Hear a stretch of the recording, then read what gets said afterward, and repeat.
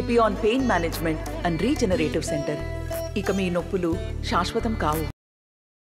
Medak parliament పరిధిలో BJP party అభ్యర్థి మాధవనేని రఘునందన్ రావు మొదటి నామినేషన్ని ఈరోజు వేయడం జరిగింది. అందులో భాగంగా మాధవనేని రఘునందన్ రావు ఉన్నారు. సార్ చెప్పండి, ఎటువంటి ఎజెండాతో ముందుకెళ్తున్నారు, ఎటువంటి లక్ష్యంతో ముందుకెళ్తున్నారు మీరు? అభివృద్ధి ఎజెండాగా నరేంద్ర మోడీ గారి ఆశీస్సులే అండగా భారతదేశాన్ని విశ్వగురుగా మలుస్తున్నటువంటి భారతీయ జనతా పార్టీ నాయకత్వం, నరేంద్ర మోడీ గారి నాయకత్వం లోపల ఈ పార్లమెంట్ స్థానాన్ని గెలిచే దిశగా మా అడుగులు పడతా ఉన్నాయి. అదేవిధంగా హరీష్ రావు చూస్తుంటే కాంగ్రెస్ పార్టీకి సంబంధించిన అంటే స్క్రీన్ల ద్వారా సంబంధించి ఒక ఎండగడుతున్నాడు. మిమ్మల్ని కూడా దుబ్బాకలో చెల్లని రూపాయి మరి మెదక్ పార్లమెంట్ పరిధిలో ఎందుకు రఘునందనరావు గెలుస్తాడని చెప్పి ప్రధానంగా ఆరోపిస్తుండే. ఆ విషయంలో మీరు ఏం చెప్తారు సార్? ఇప్పుడు వ్యక్తిగా రఘునందన్ ఓడిపోవచ్చు, కానీ పార్టీగా మీరు ఓడిపోయినారు కదా, ప్రభుత్వాన్ని వద్దనుకున్నారు కదా ప్రజలు. 10 సంవత్సరాల మీ పాలన చూసిన తర్వాత మిమ్మల్ని చెల్లని రూపాయని పంపించారు కదా, మీ పార్టీ రాష్ట్ర అధ్యక్షుడినే వద్దని చెప్పి పంపించినారు కదా. ఇంకా మాట్లాడడానికి ఏముంది అక్కడ? హరీష్ గారు నోరు ఉన్నది కదా అని ఏది పడితే అది మాట్లాడితే ప్రజలు తగు రీతి లోపల సమాధానం చెప్తారు. అంటే మధ్యతరగతికి సంబంధించి చూసుకున్నట్టయితే బీజేపీ పార్టీ ఆధ్వర్యంలో వాళ్ళకు సరైన సమయంలో వాళ్ళకు లాభం లేకుండా పోతుంది. మరి ఆ విషయంలో బీజేపీ పార్టీ ఎటువంటి లక్ష్యంతో ముందుకెళ్తుందని చెప్పచ్చు సార్? రైతులకి ఎంఎస్పీ విషయం లోపల కానీ, రైతులకు ఎట్లాంటి ఇబ్బందులు లేకుండా యూరియా కానీ ఇతర మందులు సప్లై విషయం లోపల కానివ్వండి, పండినటువంటి ప్రతి గింజ తడిసినా ఎట్లున్నా కానీ ప్రతి గింజ కొనుగోలు విషయం లోపల కానీ భారతీయ జనతా పార్టీ కేంద్ర ప్రభుత్వమే ఆఖరికి గోనె సంచులు సూది దబ్బనం కాడికి వెళ్ళి ప్రతి పైసా ఇచ్చి తెలంగాణలో పండిన ప్రతి గింజను మేమే కొన్నాం. 3 సంవత్సరాల నుంచి కరోనా పీడితులుగా ఉన్నటువంటి ప్రజలకి 3 పూటల బువ్వ తినడానికి మనిషికి 5 కిలోల బియ్యం ఇచ్చినటువంటి పార్టీ భారతీయ జనతా పార్టీ. ఎన్నికలతో సంబంధం లేకుండా భవిష్యత్తులో 5 సంవత్సరాలకి పేద ప్రజలందరికీ ఒక్కొక్కరికి మనిషికి ఒకటికి 5 కిలోల బియ్యం ఇస్తామని చెప్పినటువంటి పార్టీ భారతీయ జనతా పార్టీ.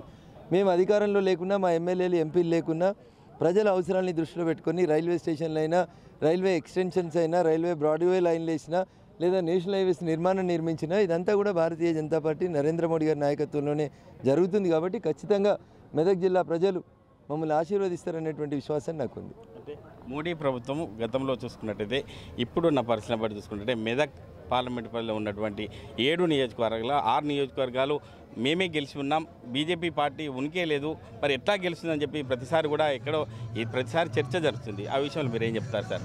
ఇప్పుడు 7 ఎమ్మెల్యేలు బీఆర్ఎస్ ఎమ్మెల్యేలు ఉన్న తర్వాత కూడా సాక్షాత్తు ముఖ్యమంత్రి కూతురు కవిత నిజామాబాద్లో ఓడిపోయింది.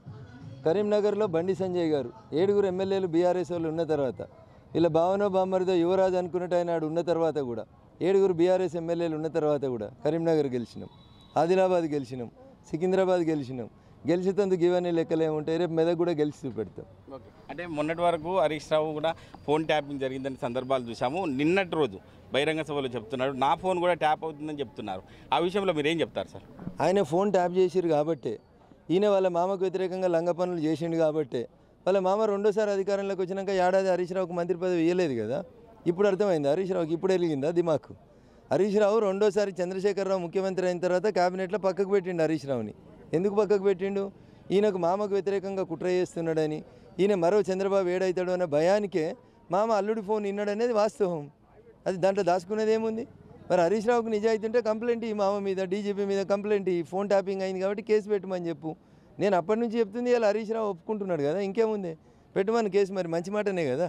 వాళ్ళ మామ ఆయన ఫోన్లు విన్నాడని మేము చెప్తున్నాం, మేము చెప్పింది తప్పు కాదు అని హరీష్ రావు ఎండార్సీ చేస్తున్నాడు. ఇంకేం కావాలండి అంతకంటే ఎక్కువ సబూతు? అందుకని మామ నల్లుని అందరినీ తీసుకుపోయి లోపల వేయాల్సిందే ఫోన్ ట్యాపింగ్ లోపల.